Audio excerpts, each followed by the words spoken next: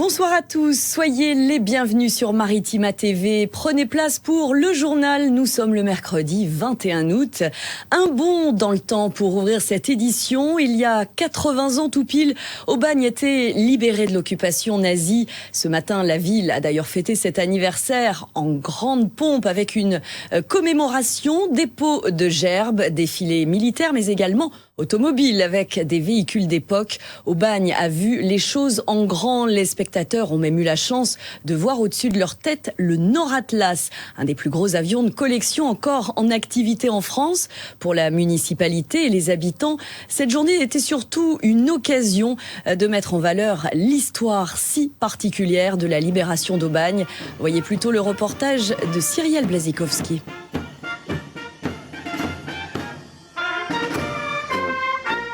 Légionnaires, sapeurs-pompiers, gendarmes, ce sont les héros d'aujourd'hui qui rendent hommage aux héros du passé. Avant de s'arrêter à l'esplanade Charles de Gaulle, le défilé est passé devant les plaques de ces soldats qui ont combattu pour libérer la ville.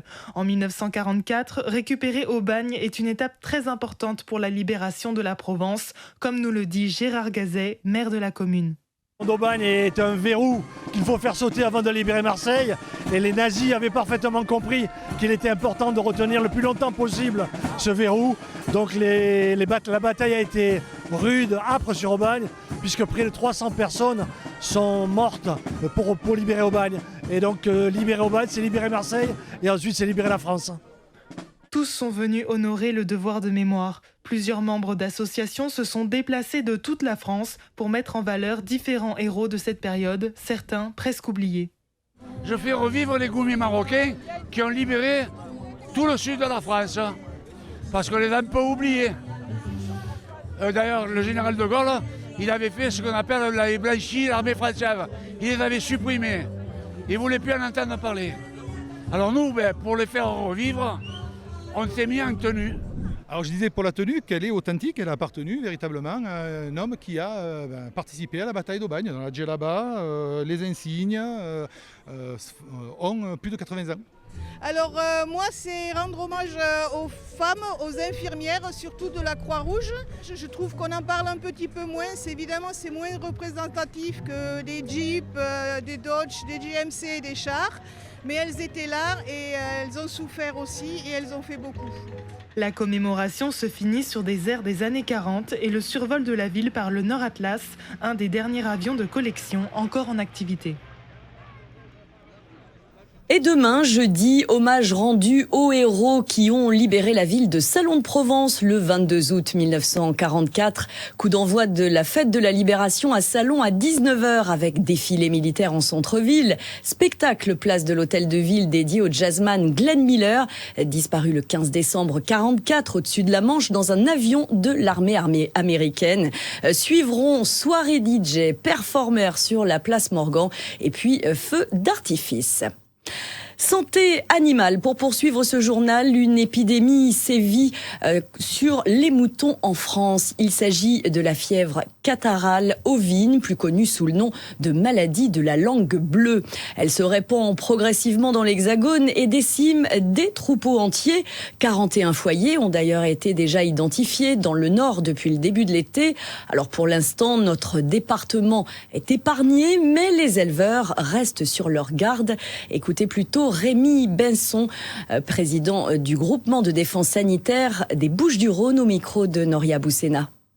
Il faut savoir que la FCO, il y a plusieurs sérotypes. C'est un peu comme les formes du Covid, il y a plusieurs Covid et là il y a plusieurs sérotypes. Ça fait 1 an qu'on est en vigilance dans les Bouches-du-Rhône et on a commencé la vaccination pour le sérotype 8 avec l'aide bien évidemment du département des Bouches-du-Rhône.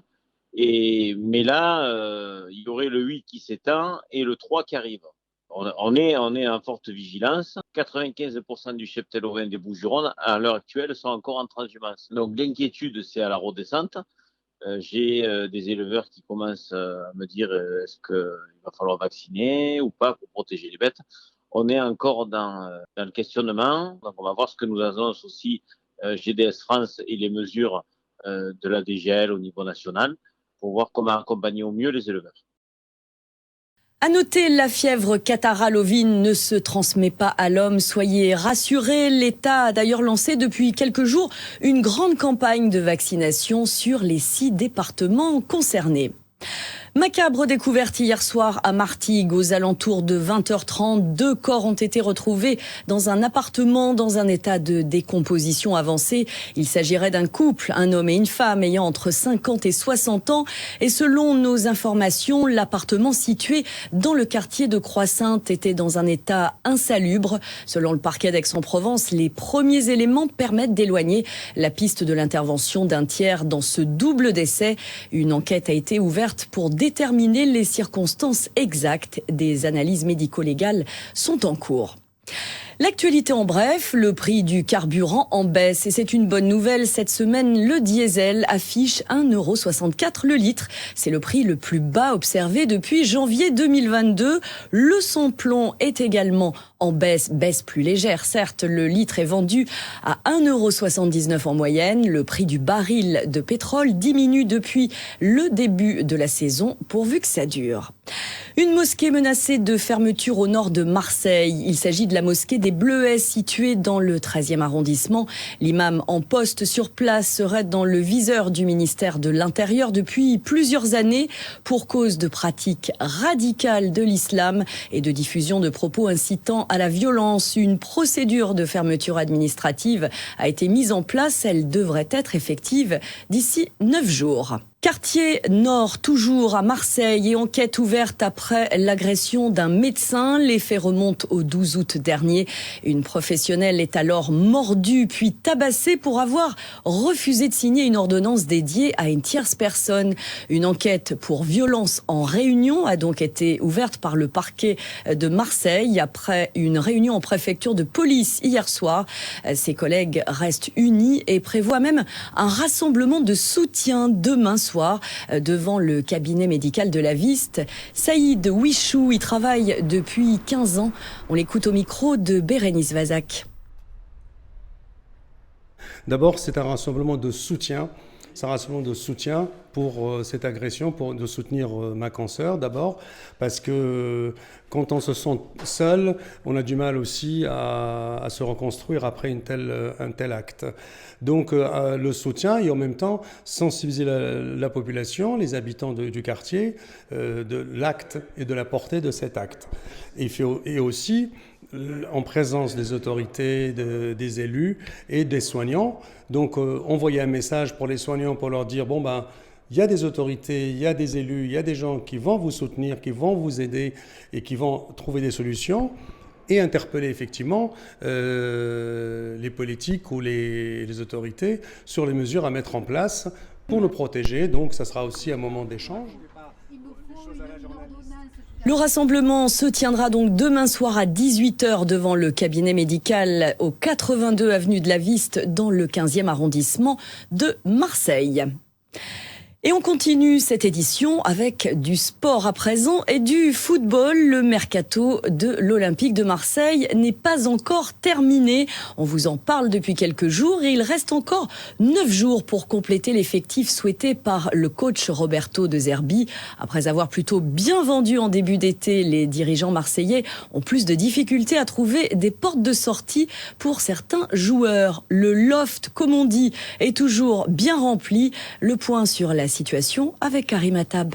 Le cas de Chancel Mbemba est peut-être le plus épineux. À 1 an de la fin de son contrat, l'OM souhaite voir le défenseur central de la RDC quitter le club, mais cette situation a dégénéré ces dernières semaines. Mbemba, touché dans son amour-propre, aurait manqué de respect à un dirigeant marseillais. Résultat, une mise à pied de 3 semaines qui a débouché sur une retenue sur salaire, mais pas un licenciement comme ça peut arriver dans le monde professionnel. L'OM espère toujours trouver une porte de sortie à son défenseur qui lui rapporterait une manne financière non neutre pour ce joueur, tout comme pour l'ancien capitaine Samuel Emmanuel Gigot, le milieu de terrain Jordan Verretou, tous deux titulaires l'an passé, et Ulysse Garcia, arrivé cet hiver, mais qui n'a jamais été considéré comme un titulaire de l'effectif. Vous l'aurez compris, le départ des indésirables, entre guillemets, va conditionner la fin du mercato de l'Olympique de Marseille. Un joueur qui ne fait pas partie du loft devrait lui quitter l'OM prochainement. Il s'agit d'Azdine Ounahi, pas dans les plans du coach. L'international marocain a quelques touches dans les pays du Golfe notamment, mais là aussi, le club souhaite une vente et pas un prêt sec. Le remplacement imprévu de Faris Moumbagna, blessé pour de longs mois, est aussi lié au mouvement dans le sens des départs. L'été est chaud, très chaud même à Marseille, et ça n'est pas prêt de s'arrêter.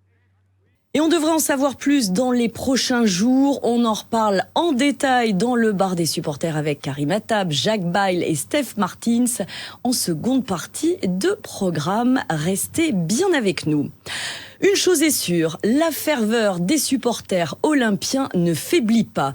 Pour la 3e saison consécutive, le nombre d'abonnements a encore grimpé.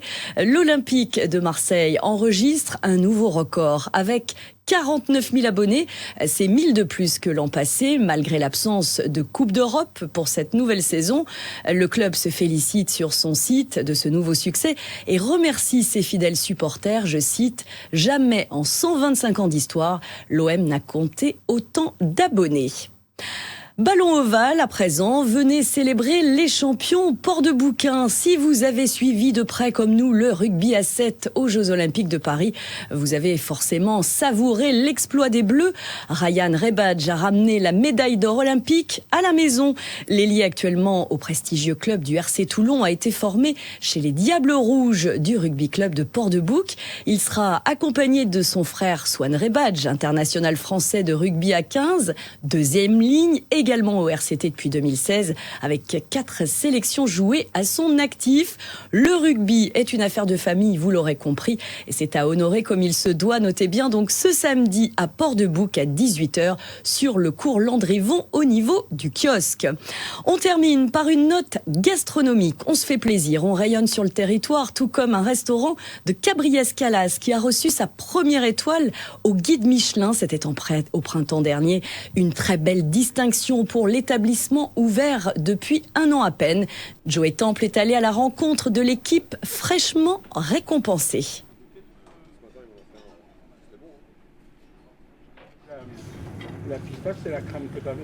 Elle a reçu son étoile il y a seulement 3 jours, mais l'équipe de la Bastide-Bourrelly est déjà au travail, ici, à la confection d'un nouveau dessert à la pistache.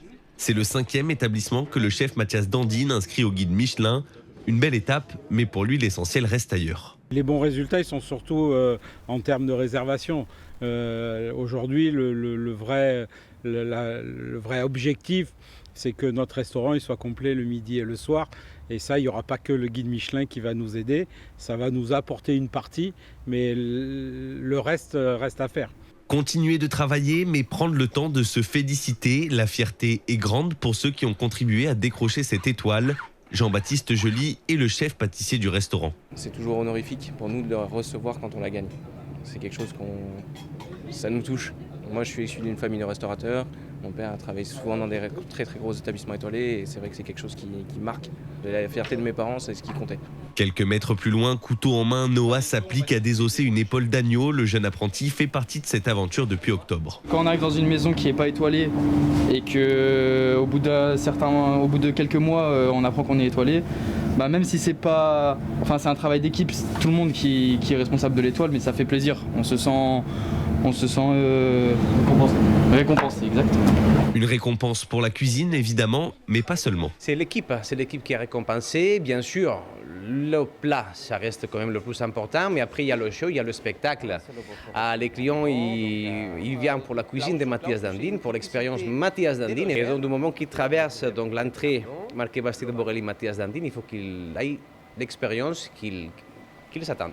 L'étoile n'augmentera pas le prix de cette expérience, mais il vous faudra tout de même débourser environ 55 € pour déguster un plat du restaurant fraîchement récompensé.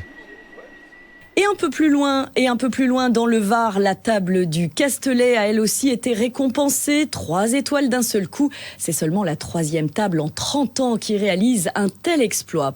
En Haute-Provence, mention particulière pour la famille Glaise du restaurant La Bonne Étape qui célèbre 60 ans d'étoiles au guide Michelin. Rien que ça, à travers 3 générations de chefs, dont Janie et Jeanne, que vous retrouvez avec plaisir chaque fin de semaine, le vendredi, sur Maritima TV, avec l'émission dédiée aux produits du terroir, les toqués du Sud, avec les délicieuses recettes à la clé. Avant de se quitter, sachez que les Nuits du Rocher sont de retour à Vitrolles, événement festif et musical incontournable de cette fin août. Alors dès demain, 3 soirées et concerts vous attendent. C'est le quartet Scratch-Ophonie Orchestra qui ouvrira le bal. Vendredi, vous pourrez applaudir Joseph Kamel, single d'or avec son titre à succès, Celui qui part, et qui partage aujourd'hui le titre Beau avec Julien Doré. Enfin, samedi, le tribute Céline Dion vous permettra de reprendre tous ces tubes. Rendez-vous à 21h jusqu'à dimanche, donc au Théâtre de Verdure. C'est dans le centre ancien Vitrolais et c'est gratuit. Allez-y donc entre amis et en famille. Et puis au Théâtre de Verdure à Martigues, la dernière séance des Olympiades du ciné initialement prévue ce soir est annulée en raison du Mistral. Partie remise, on l'espère, pour découvrir ou redécouvrir inlassablement le tout premier Rocky avec Sylvester Stallone. Sur le ring de la météo, eh bien, sachez que le Mistral ne fera pas le poids demain. Vous allez avoir tout le détail avec le bulletin préparé par Paul Marquis, notre partenaire de la météo du 13. Reste à vous souhaiter une très belle soirée sur Maritima TV. Fin de ce journal. Merci de l'avoir suivi. À demain, même heure, même endroit.